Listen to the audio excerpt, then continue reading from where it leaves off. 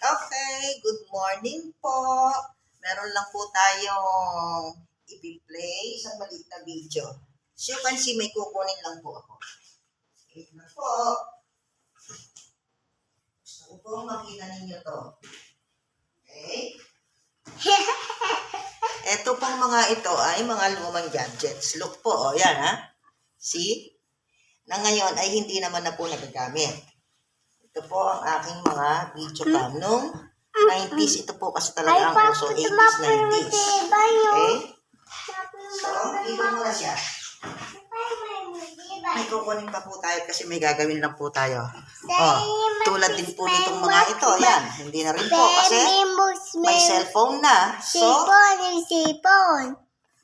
aanin pa natin ito. Itatago na lang natin itong mga ito. And,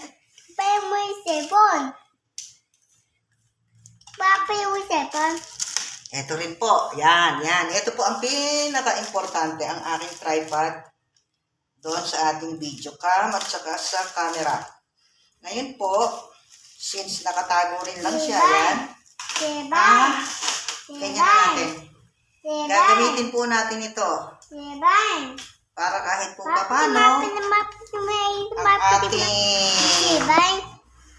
cellphone, pag nasa ibaba tayo, video tayo, is makakapag-video tayo ng sa sarili ko lang. Kasi padalas po kasi, nasa school po kasi ang aking pamangkin. So, hindi po ako makapag-video pag wala siya.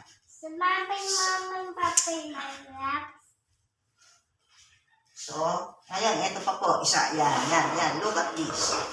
Meron pa tayo dito, so kakailanganin ko lang po ng, yan, katulad nito. Rubber band po yan, okay? So, ito, yan. Guys, ito lang po yan.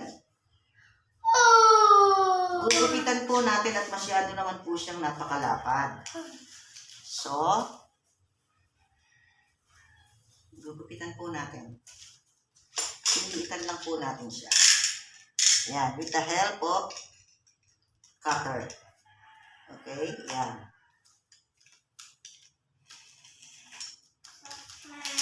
Yan. Actually, hindi naman po siya nakadiretso sa ating labisita. Ating maliit na table. Ito, meron po ako ritong tiles. Ito po siya yung pinaghihiwaan natin. Ayan, naliitan na po natin. So, ngayon, ito naman po, para mapakinabangan natin sa pag-video, i-adjust po natin. Okay, yan. Ilalagay po natin itong ating ginupit o in-slice natin rubber band, pinaliit. And then, I have the cellphone here. Ayan po. So, iipit na lang po natin siya ngayon. At least, di po ba? Okay po ba? Di po ba? So, kahit po ako ay medyo mag-isa or whatever, nakaharap sa atin yung camera, makapag-video na po ako. And that is for now. Hello po.